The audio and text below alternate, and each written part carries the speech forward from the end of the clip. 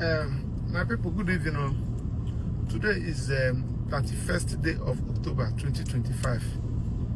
I went to see Nnamdi Kanu at the DSSS. Last time when the matter came up, court ordered that the DSS should allow Nnamdi Kanu to have access to whoever that want to see him from Monday till Sunday, every day. That was the order. So DSSS complied with that order on 2 occasions. But surprisingly, on Monday, we went there to see him, they refused us access. Monday on Tuesday, they refused us access. The Monday on Wednesday, they refused us access. I was there yesterday, they refused us access to see him. Then, after much argument, they said that we should write a letter. As usual, I said, but God said that we should, the people should allow us. The issue of writing letter every day should not come up. They said we should write a letter. So we wrote a letter. So today they allowed us. So myself and Ejimako. So after seeing him, as I just came out of the DSSS, my attention was drawn to this letter written by the same DSSS, saying that henceforth we should not be coming to see Nnamdi Kanu, that we are no longer his lawyers. I said, where is this one coming from? What do you mean by that we are no longer his lawyers? And that we are no longer the lawyers representing him in the criminal trial, or that we are no longer his lawyers? Because I know that I have some other things that I'm doing for Nnamdi Kanu. I'm representing him in a matter he has with police at the FCT High Court. I'm representing him in the matter he sued one media house at the FCT High Court for defamation. I'm representing him in a matter he sued for enforcement of fundamental rights against DSSS in that Federal High Court.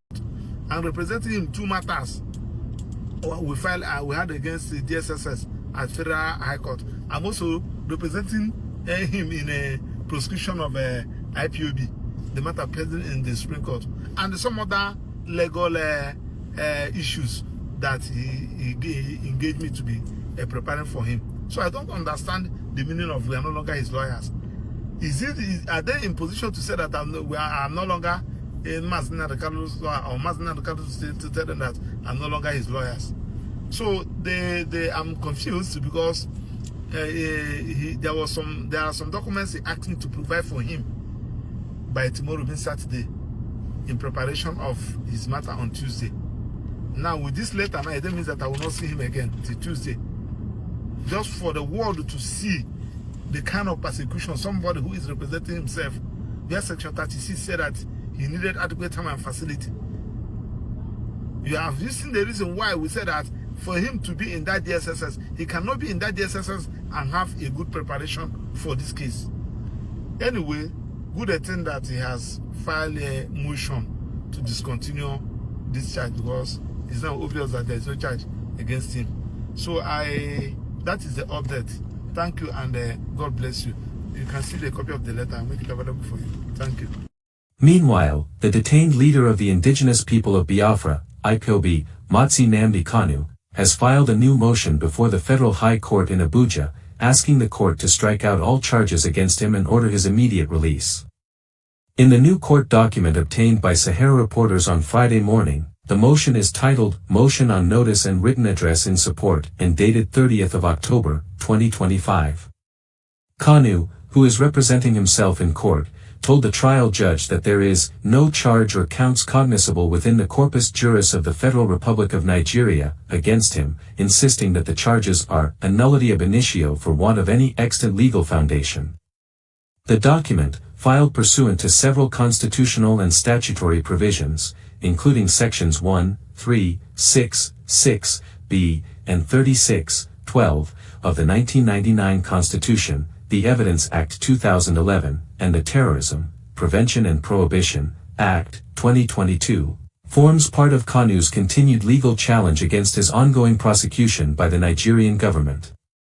Kanu asked the court to make an order striking out in its entirety the purported charge as it fails to constitute any offense known to law, noting that the prosecution had relied on repealed and non-existent laws, namely the Customs and Excise Management Act, CEMA, Cap C-45, LFN 2004, repealed by Section 281(1) of the Nigeria Customs Service Act 2023, and the Terrorism Prevention Amendment Act 2013, repealed by Section 97 of the TPPA 2022. He argued that the repealed statutes vitiate the charge's legal foundation and offend the principle of legality enshrined in Section 36(12) of the Constitution. Kanu also urged the court to declare that there exists no lawful or constitutional basis for his continued trial or detention in the absence of a cognizable charge under any extant law of Nigeria. Citing the Supreme Court's decision in FRN v. Kanu, SC/CR/1361/2022, the IPOB leader reminded the trial court that the apex court had directed lower courts to take judicial notice under Section 122 of the Evidence Act 2011 of non-extant statutes, stressing that failure to do so renders all proceedings void ab initio, as non-compliance with a superior court's pronouncement is a constitutional violation. Kanu further claimed that the counts against him, specifically counts 1 to 6, were allegedly committed in Kenya, which according to him, contravened Section 76(1)(d)(3) of the TPPA 2022. That section, he said, mandates validation by a Kenyan court confirming the act's criminality in Kenya, a condition precedent unfulfilled pre-plea, thereby nullifying extraterritorial jurisdiction. He argued that this omission offends Article 7(2) of the African Charter on Human and People's Rights, Cap A9 LFN 2004. Quoting Section 1(3) of the Constitution, Kanu maintained that any law or judicial pronouncement inconsistent with the Constitution is void ab initio, adding that the Nigerian Constitution prohibits trial on a charge not defined in an extant written law. He cited earlier decisions such as Aoko v. Fagbemi, 1961, 1 All NLR 400 and FRN v. IFQU, 2003, 15 NWLR, .842, 113, where the courts nullified convictions resting on non-existent offenses. Kanu's motion concluded by requesting the court to direct the prosecution to file its response strictly confined to points of law within 3 days of service of this motion, and to proceed to deliver a considered ruling forthwith, on or before Tuesday, the 4th of November, 2025. The IPOB leader emphasized that his application hinges on pure questions of law, derivable from the Constitution, the TPPA 2022, the Evidence Act 2011, and a court record, and therefore does not require an affidavit. He urged the court to issue such further or other orders as may be deemed fit, expedient, and consonant with the dictates of justice, legality, and constitutional supremacy under Section 1(3) of the Constitution. The court document reads in part, the defendant/applicant, in faithful compliance with this Honorable Court's directive of October 27, 2025, has filed a comprehensive written address asserting that no valid or cognizable charge subsists against him, either under extant Nigerian statutes or under any law recognized in Kenya, where the alleged acts in counts 1, 2, 3, 4, 5, and 6 were purportedly committed. B. The application hinges on pure questions of law, derivable from the Constitution, the TPPA 2022, the Evidence Act 2011, and a court record, rendering a supporting affidavit unnecessary under Section 122 of the Evidence Act 2011, which obligates the court to take judicial notice of all extant laws, repeals, and statutory revocations. C. The prosecution's reliance on repealed and non-existent laws, namely the Customs and Excise Management Act, CEMA, Cap C-45, LFN 2004, repealed by Section 281(1) of the Nigeria Customs Service Act 2023, and the Terrorism Prevention Amendment Act 2013, repealed by Section 97 of the TPPA 2022, vitiates the charge's legal foundation and offends the principle of legality enshrined in Section 36(12) CFRN.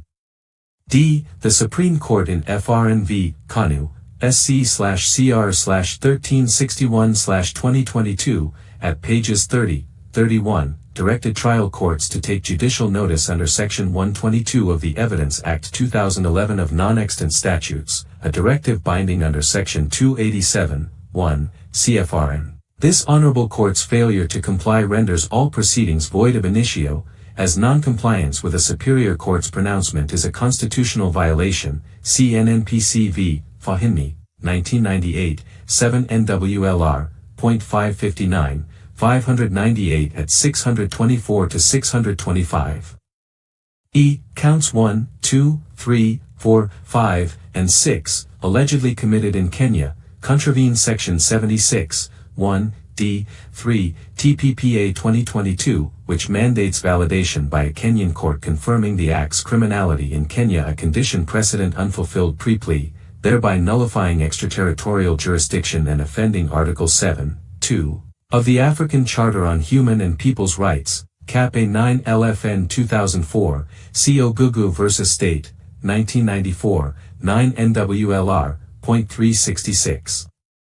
F. Under Sections 1, 3, and 36, 12, CFRN, any law or judicial pronouncement inconsistent with the Constitution is void ab initio, prohibiting trial on a charge not defined in an extant written law.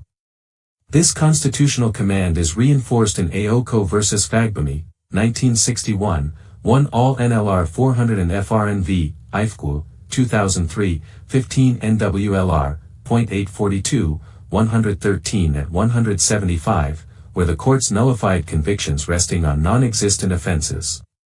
G. The defendant/applicant's written address raises the fundamental constitutional question of the charge's non-existence, transcending mere jurisdictional or procedural objections, and requiring immediate. Stay tuned for more updates, stay safe and have a blessed day.